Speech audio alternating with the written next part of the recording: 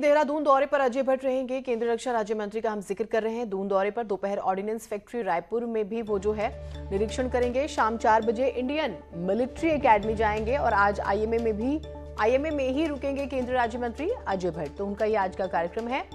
दोपहर की बात करें तो ऑर्डिनेंस फैक्ट्री रायपुर का वो निरीक्षण करने वाले हैं और शाम 4 बजे इंडियन मिलिट्री एकेडमी जाएंगे।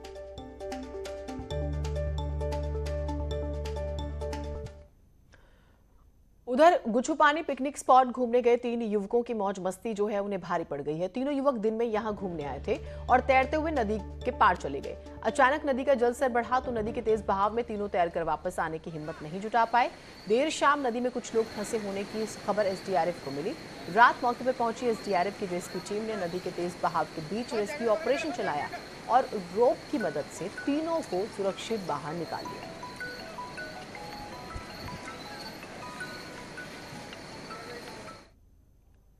राज्य में प्राइमरी स्कूलों में सहायक अध्यापकों की भर्ती पर लगी रोक को हटा दिया गया है। नैनीताल हाईकोर्ट ने बड़ा आदेश दिया।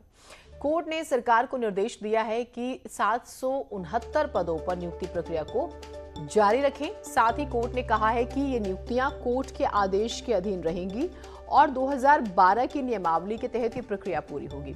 साथ ही कोर्ट ने एनआईओएस से डीएलएड करने वालों पर भी खुद से फैसला लेने को कहा है। हाईकोर्ट में 10 फरवरी 2021 के सरकारी आदेश को चुनौती दी गई थी और अब भर्ती पर से रोक हटा दी गई है। सरकार को ये छूट दे दी है कि आप नियुक्ति प्रक्रिया जारी रखें और जो भी नियमावली के तहत पात्र लोग हैं उनको आप नियुक्त कर सकते हैं। ये नियुक्ति रिट याचिकाओं के अंतिम निर्णय के अधीन रहेगी। राज्य में पीसीएस परीक्षा के लिए ओवरएज हो गए अभ्यर्थियों के लिए बड़ी और राहत देने वाली खबर है। नैनीताल हाईकोर्ट ने पीसीएस परीक्षा में आयु सीमा में छूट देने वाली याचिका पर सुनवाई की। राज्य के सचिव कार्मिक को आदेश दिया है कि अभ्यर्थियों की आयु सीमा बढ़ाने और अतिरिक्त मौके के लिए 2 हफ्तों में यूपीएससी और उत्तर प्रदेश की नीति को ध्यान में रखते हुए फैसला करें और नीति जारी करें। दरअसल साल 2016 के बाद से पीसीएस की कोई परीक्षा ही नहीं हुई है और इसी वजह से कई जो कैंडिडेट्स हैं वो ओवरएज हो गए, उनकी उम्र निकल गई।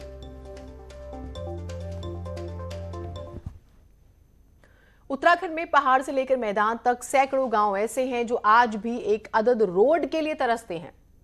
हालात तो ये हैं कि 400 से ज्यादा रोड जंगल के नियमों में फंसी हुई है, लेकिन अब चुनाव आए हैं तो फिर रोड का जिन भी बाहर आ गया है।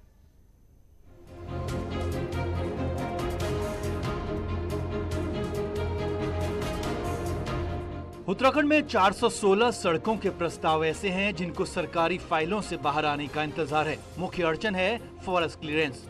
अटकी हुई इन सड़कों में सबसे ज्यादा अल्मोड़ा में 93 प्रस्ताव हैं, नैनीताल में 63, रुद्रप्रयाग में 47, पिथौरागढ़ में 46, चमोली में 35, उत्तरकाशी में 32 और पौड़ी में 31, तो देहरादून में 20 और बागेश्वर में भी 20 ही सड़कों के ऐसे प्रस्ताव हैं। सड़कों के प्रस्ताव जंगल के नियमों से अटके हैं। अब चुनाव से ठीक पहले दावे और वादे एक बार फिर शुरू हो गए हैं।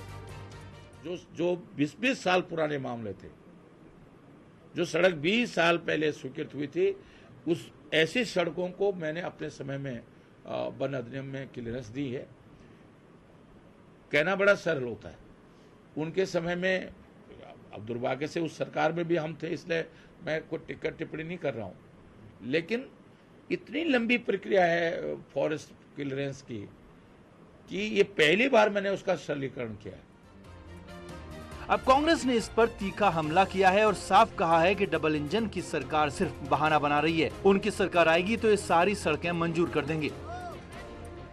अगर डबल इंजन की सरकार होते हुए अगर ये बहाना हो कि ये विकास के कार्य फॉरेस्ट की वजह से अटके हैं, तो मैं समझता हूं कि ये तो सिर्फ बहानेबाजी है।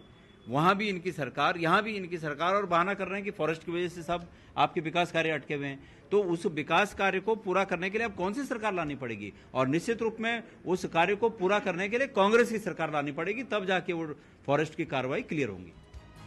सिर्फ सड़क ही नहीं बल्कि राज्य में पेयजल समेत सैकड़ों विकास कार्य फॉरेस्ट के नियमों में अटके हैं। अब उम्मीद है कि चुनाव के बहाने ही सही, लेकिन कुछ फाइलों की धूल तो साफ हो ही जाएगी। देहरादून से न्यूज़ 18 के लिए सुनील नवप्रभात की रिपोर्ट।